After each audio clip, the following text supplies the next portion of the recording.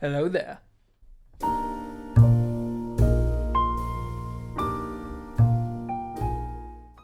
Okay, that's what I call making an entrance.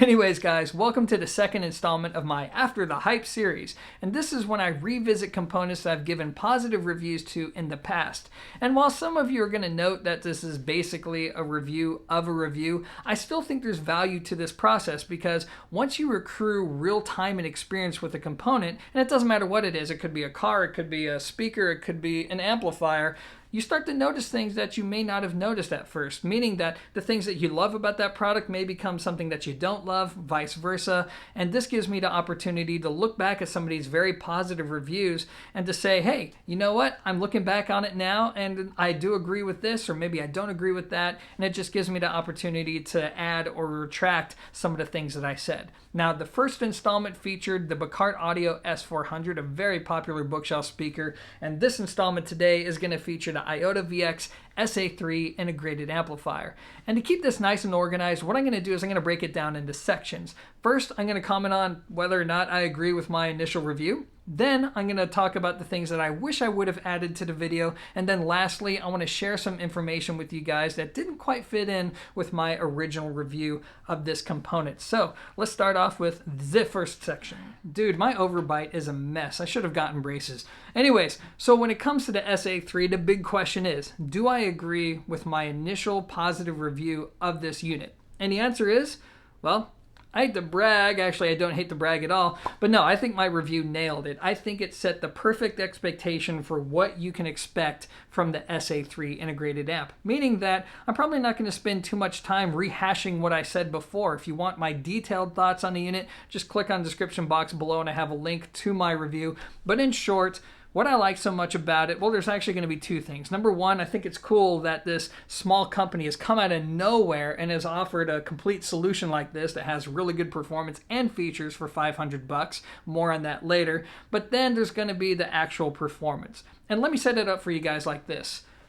There are a lot of competitors at this price for full feature integrated amplifiers, and they're all very good.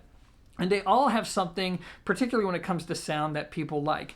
NAD and Marantz have this very colorful presentation, right? The treble's going to be boosted up. There's warmth in the mid-range. There's extra bass. It just has a sound that people like. Cambridge and Denon have this very muscular presentation that people like. PS Audio and Emotiva have that thin, cool, kind of hi-fi type sound that people like. And all of these approaches are very valid. What makes the SA3 stand out among all of those competitors is its balance. The mid-range, the treble, the bass, all of it is very well integrated. And this is a product that it matches with most speakers very well. Now, is it always going to be the best match for every speaker? Well, of course not. No one product is. But it makes for a very easy recommendation because every single day I get tons of emails from you guys asking me about what you should buy, build me a system for this money, and so on and so forth.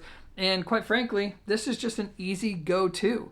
So long as it has enough power for your needs, then yeah, it's just a very easy recommendation. So by and large, I agree with my review and I don't think there's anything I would retract from it.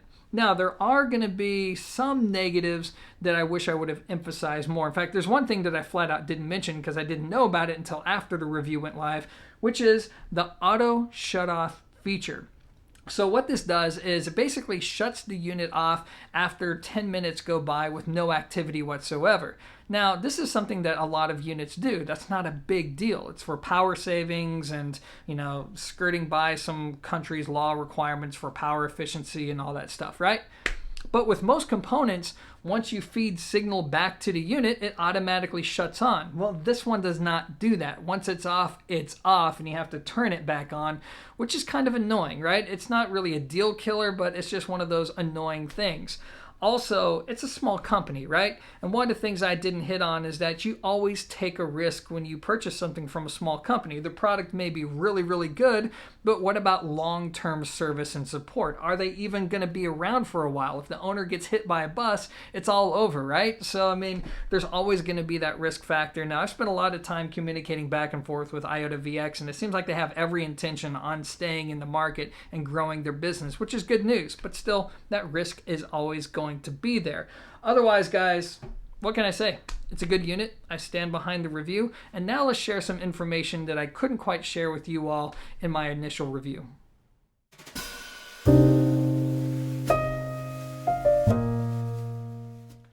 Alright, so to wrap up this video, I want to comment on where my enthusiasm for the Iotavx brand comes from and why I would love to see them succeed.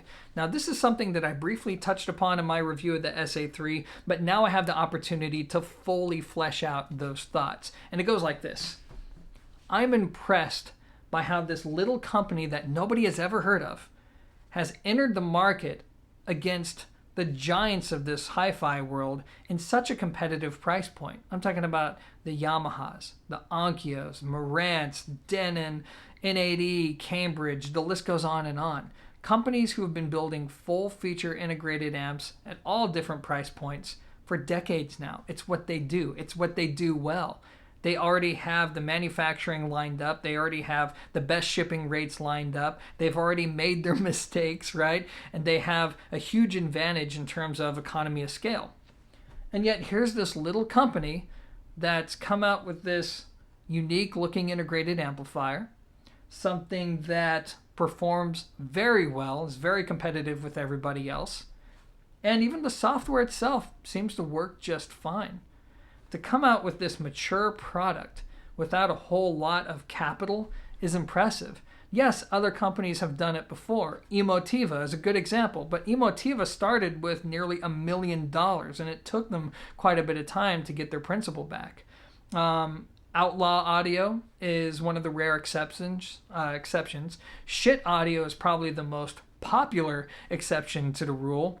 And that's because, quite frankly, the people driving that company are very experienced and they're very smart cookies. But it's the exception and not the rule. Hence why you don't see that many competitors with this kind of a product at this price. Now, another thing that I touched on in the review, but I didn't really expand on, is the history here. So as some of you know, this was actually meant to be Nakamichi. This was going to be Nakamichi's grand return to the market, and the SA3 was going to be their entry-level product. Well, that didn't work out due to licensing disputes and all that, but basically, Iotavx is the brand that is now where the Nakamichi logo is going to be. And the cool thing about it is this product wasn't just made by a ragtag team of engineers, nor is it a recycled circuit. I mean, this is basically a product that's born from engineers from the Harman International team. It's legit stuff, right? I mean, it's not only built to sound good, but it's built to be very, very reliable. So that's where a lot of my enthusiasm comes from. Now, does this give me a bias towards their gear? Well, maybe so, but I mean, objectively, the performance is still good. And if I come across something else that I think is better, especially in the overall sense, it's not going to stop me from saying it. But otherwise, I think it's good stuff. It's not going to be for everybody. It's not going to always be the best solution, that's for damn sure. But, as I mentioned earlier in the video, it's an easy recommendation. I stand behind my original review, and that is it for this video. So anyways, guys, if you like this series, let me know in the comment section down below, because if you do, next up is likely going to be the Klipsch RP600M. So let me know. Otherwise, I appreciate you watching, and until next time, peace. You know, guys, I just realized there are two more things I should go over with you guys before I call this video a wrap. Number one, on the topic of what it's like to live with the SA3 over the long haul, I'll say this. After having heard it with a bunch of different speakers and comparing it to a bunch of different components at all different price points, if anything, I've walked away liking it just a little bit more than I did in the beginning. And a lot of that, quite frankly, has to do with the fact that, at least in my opinion, the treble smoothens out just a little bit through time. In fact, it's not just my opinion. Even Thomas from Thomas in Stereo reached out to me when he was reviewing this, and he said, "Hey Sean, did you notice that the treble smoothens out a bit through time and use?" And I was like, yeah, I actually did. It didn't make it into my review just because I can't quantify that. I can't compare it to a brand new piece to confirm whether the break-in is real, but it is something that I noticed, and apparently he noticed as well. Just something worth mentioning. Lastly, though, and this is going to be the big thing, I know a lot of you people are watching this right now and you're saying, hey, what about the amplifier? What about the PA3? Aren't you going to talk about it? And after thinking about it, I was like, you know what? It's not really worth creating a separate video about the amplifier or even the combo, so why don't I just address that right now? So, just for our visual reference, let me take out the amplifier. And the big question is, since I created a separate video about the stack, do I still feel the same way about the stack? And the answer is, yeah, I still feel the same way about the stack. I think the review is very accurate in setting, again, the expectation for what you're going to get. But I do want to comment real quick on just how funny audio is, because when you look at the amplifier, it's a literal copy and paste job from the SA3. It's the same product, just minus the preamp and all the features, but the amplifier is exactly the same. And you would think that because of the similarities, well, it's basically going to sound like an SA3, only you get more of it.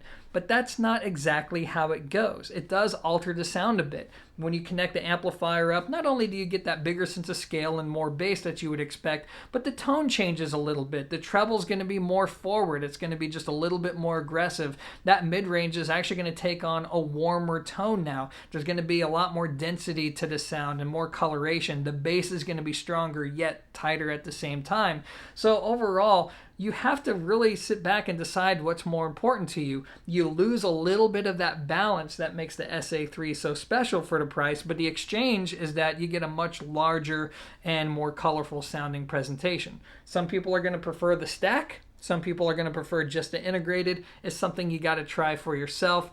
But anyways, guys, that's about it. And my thoughts on the Iotavx SA3 and PA3 combination. So hopefully you took something valuable away from this video. And as always, I appreciate you watching. And for real this time, peace.